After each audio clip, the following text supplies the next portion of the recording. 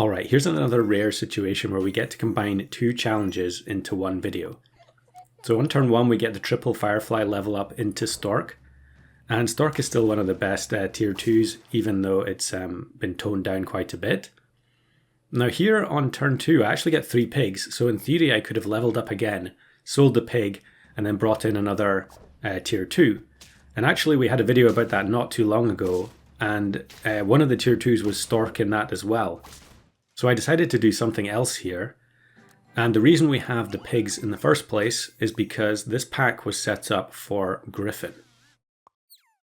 So I've done many of these videos in the past where we try and get a level 3 griffin as fast as possible, pill the mandrill once we have the treasure map or treasure chest, and therefore shortcut to getting a tier 6 level 3 earlier than turn 9. Now normally I would be trying to do this using a spider or guinea pig, but because we got the griffin on level up, I decided we might as well just try and level the griffin directly. And we can do that using bass. So griffin is a sell pet, which means if we get it to level 2, then we can sell the bass, get the extra chocolate onto the griffin, and potentially get it level 3 quicker. Now there we also got pretty lucky in that I sold the stoat and it gave us another mandrill. So everything is working out exactly as we hoped so far, and we end up winning here as well. Now although we do have the double bass here, we need to find 2 griffins very quickly. In fact actually we find a third bass, but I think I have to leave it now because we need space to find the griffins. And we do get one of them there. And since we have the mandrill locked already, as soon as we pill it we're going to break the first toy. So we are on course to still get the tier 6 before turn 9, which is all part of the challenge. Now there's another bass there and another, but we do get the griffin. So we can double sell, we need one more bass or griffin, and I get it on the next roll. So how fortunate was that?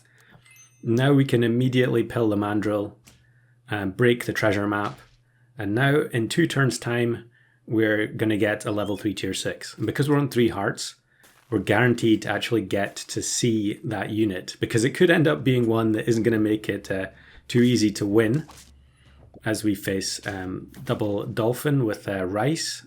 Pretty suspicious there. A certain unit's been pilled, I would imagine. So I just take the fig and the deer just to try and win or draw this next turn.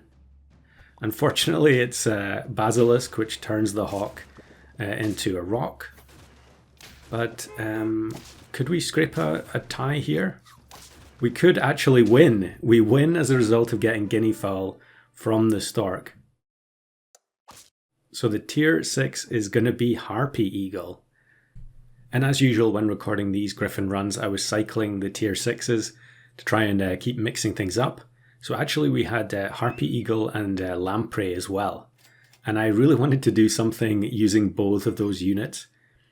I guess it's probably better that I got harpy eagle first, because I think lamprey wouldn't have done very much for me at all. I guess guinea fowl was available, but yeah, not too many other hurt units I don't think.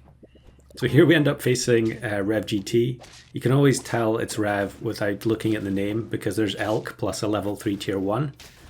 And you can see how powerful this is here, where the harpy eagle takes a hit and then spawns a 15-15 unit on turn 8. So angler, I actually checked what Rev had, but he had triple mosquito, so that's not too helpful for us. Yeah, okay, we're going to have another look at the pack there. Blink and you'll miss it. I think I do want Sleipnir. That's probably why I'm selling the deer. Of course, it's also to make space to be able to pill this anteater and get the gold back. Of course, the actions that you take in these shop phases may well be different if you're not trying to keep the stork the whole way. In case I didn't mention it, if you've never watched one of these before, the whole idea is that the tier 2 that you got on turn 1, you have to keep it all the way to the end. So I pass up the tier 6s we were offered there, and we take the cow, try and give the harpy eagle more stats and hope that it's going to trigger its ability more than once. Sleipnir with only 8 5 stats isn't looking too great at the moment, But thankfully, the opposing teams are fairly weak as well. And yeah, when we're summoning a 15-15, we're in pretty good shape. Now, we do have Firefly in the pack, and that actually is one of the reasons why Harpy Eagle only has 3 triggers.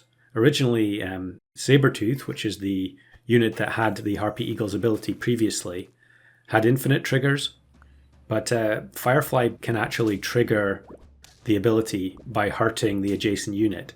And so it was changed to only be 3 triggers to prevent, RNG infinites, where you end up getting Firefly over and over again. So at that time we spawned a 15-15 silverfish.